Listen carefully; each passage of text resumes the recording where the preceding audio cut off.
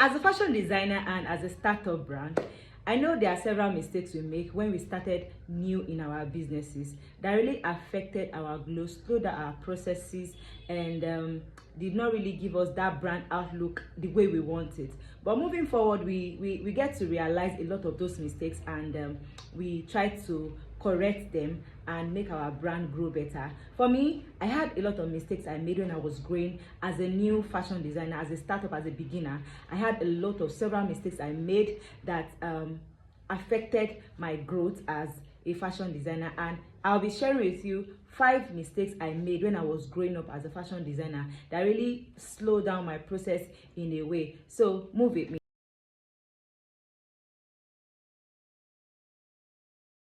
Welcome back to my YouTube channel, and in this channel I'll be sharing with you fashion tips, fashion ideas, and a lot of stories alongside my fashion journey, and alongside we'll be dropping a lot of tutorials on several styles. So if it is something you like and you want to vibe with, I will advise that you subscribe to my YouTube channel so that you can get a notification whenever I drop a new video on my tutorial or when I share fashion ideas and fashion tips. So you want to like, share, and comment below, and hit the notification bell so that you can get notifications when I drop my new video. So to the 5 mistakes I made, the first mistake I made was trying to be a designer for everybody. I've come to realize that in this fashion journey, you cannot be everybody's tailor. You just have to admit that fact that you cannot sew for everybody, and you have to be selective of the kind of people you want to sew for, you want to design for, and the kind of people you really want to work with when you are starting your fashion business as a new beginner. So you have to know in your heart that you cannot sew for everybody, and everybody cannot be your customer. The second mistake I made is I don't post my work. It's really something that saddens my heart now that I am seeing a lot of people show their work, post their work, and they've been able to build their brand, build their growth online and the likes like that. I started sewing way back as at 2020, and I don't post my work at all, and that is because I have a 9-to-5 job, and I just see sewing as, let me just sew. I'll make a lot of beautiful dresses. I don't even bother to snap them. Sometimes I will snap, I'll keep them in my gallery. I never knew all of those things were slowing down my growth, and I will just advise as a beginner, if you are starting out new in your fashion business, whatever you sew, whatever you cut, make sure that you show your work. Post it, no matter how ugly, how scattered, how you feel like the work is. Just keep posting. There are people watching what you do. People are watching, so keep posting. The third mistake I made is I was trying to start out big.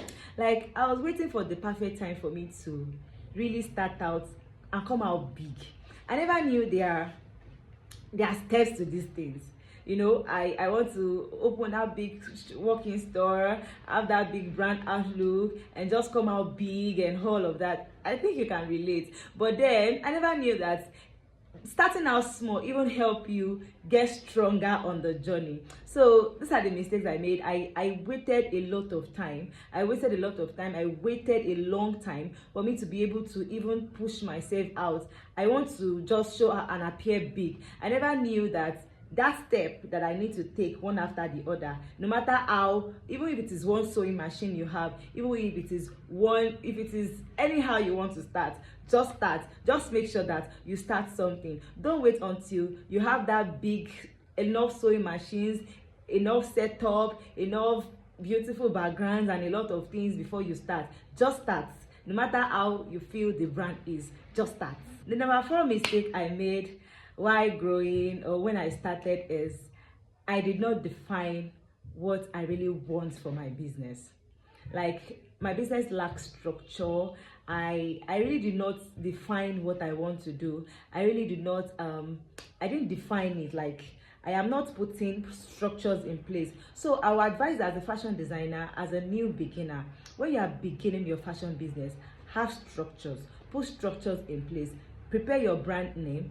Have that brand, like that ideas, those things that you want to do. Even if you don't have the money to do them, write them down. Have a guide, like have a guide, something that guides you through your fashion journey, something that you know you are looking forward to, so that when your business is beginning to have that outlook, you'll be able to, the structures you have put in place, those ideas, those things that you've written down will kind of guide you through it. You won't have to be doing trial and error, back and forth things that you understand now, like things that you don't really plan for. But then if you have structures, you have ideas, even when you don't have the money yet, or you don't even have the space yet, but those ideas you've put down, those things you've put down will really help you to stay guided while you are starting out. And maybe it is the fifth one, and a lot of mistakes actually, but this is like the fifth one.